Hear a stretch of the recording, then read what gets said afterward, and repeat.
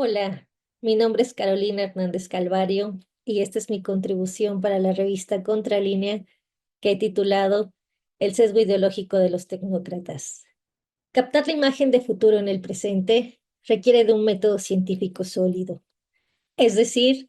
de un procedimiento riguroso que permita adquirir conocimiento para explicar una situación o proyectar una transformación. De esto han adolecido los economistas tecnócratas, que basados en una teoría marginalista, se dotaron de una importante formalización matemática, pero poco a poco fueron perdiendo sus habilidades científicas.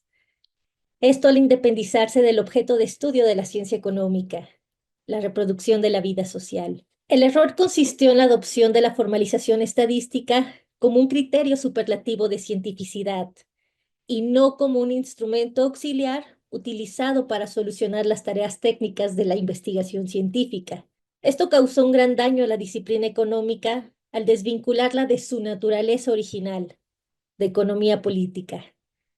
De ahí la esencia conservadora de los tecnócratas, a quienes se les identifica por las resistencias que manifiestan ante cualquier posible cambio en el sistema económico del que se vieron favorecidos. Un ejemplo de esta falencia lo vivimos con las reacciones que provocó la reducción en el pronóstico de crecimiento del PIB mexicano para el año 2025, realizado por el Fondo Monetario Internacional. Pronunciamiento que evidentemente tiene un componente político, la desacreditación de la posibilidad real de que el Estado mexicano defina sus objetivos, estrategias y planes de acción para el trazado de rutas efectivas de desarrollo económico. Muchas fueron las voces que, cargadas de falsos criterios de autoridad, avalaron estas cifras y se pronunciaron a favor de la legitimación del sentido común de dominación que caracteriza a la institución financiera imperialista. Sin embargo, basta con revisar un poco de la historia y la metodología utilizadas para la estimación del PIB para identificar el sesgo ideológico de quienes lo toman como un indicador confiable para medir el desarrollo de una nación. A este respecto, Diane Coyle documenta el origen de este indicador como una necesidad surgida en contextos bélicos ante la demanda de financiamiento por parte de las Fuerzas Armadas de los estados en conflicto. En el mismo sentido, Alfredo Serrano, en un texto publicado con un título por demás sugerente, Economía como ideología disfrazada de ciencia, nos recuerda dos hechos que no podemos soslayar. Uno, que la primera publicación en la que se plantea como sinónimos crecimiento y desarrollo tuvo como autor a Walt Whitman Rostow. Nada que ver con el famoso poeta autor de Hojas de Hierba, pues al que se refiere Serrano es a un militar estadounidense muy influyente en la construcción de indicadores marginalistas. Dos, que el concepto de desarrollo surge en los años 20 del siglo pasado, pero será hasta mediados de la década de los 40 cuando Harry Truman lo popularizará con sus famosas agencias de desarrollo, esas como la USAID. Respecto a la metodología, la estimación del producto que se genera en un país demanda del manejo riguroso, que no es lo mismo que rígido, de categorías teóricas y estadísticas que se desarrollen en estrecha relación con el desenvolvimiento de la sociedad, ya que en el mundo real no existe una cosa llamada PIB que espera que las y los economistas la midan, por lo que si no existe un marco conceptual sólido, la estimación no representará más que un inútil esfuerzo por unir retazos estadísticos. En este sentido, si partimos de entender a la ciencia económica como la actividad integral que va a estudiar la diversidad de las relaciones de producción en sus diferentes escalas, la local, la nacional y la global,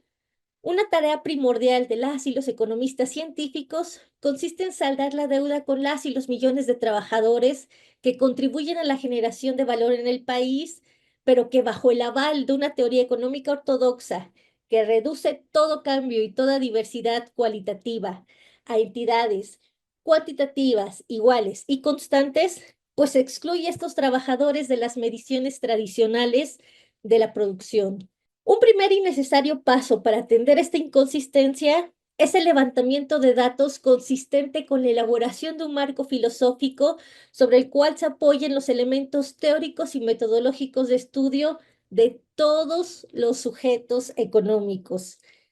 Esto nos lleva a retomar una discusión olvidada pero fundamental, la diferencia entre valor y precio,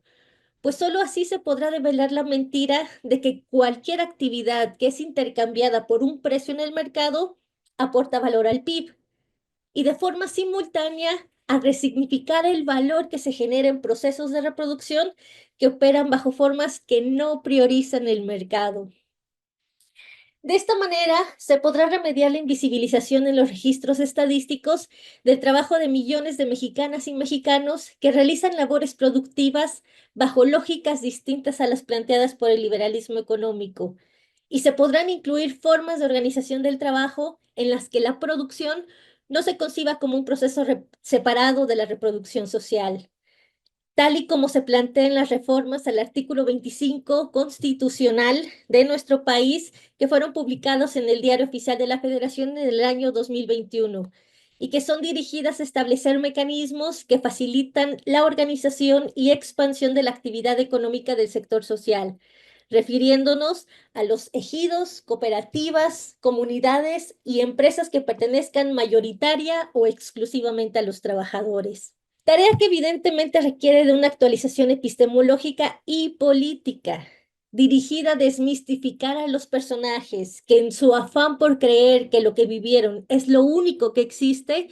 terminan justificando narrativas por demás obsoletas.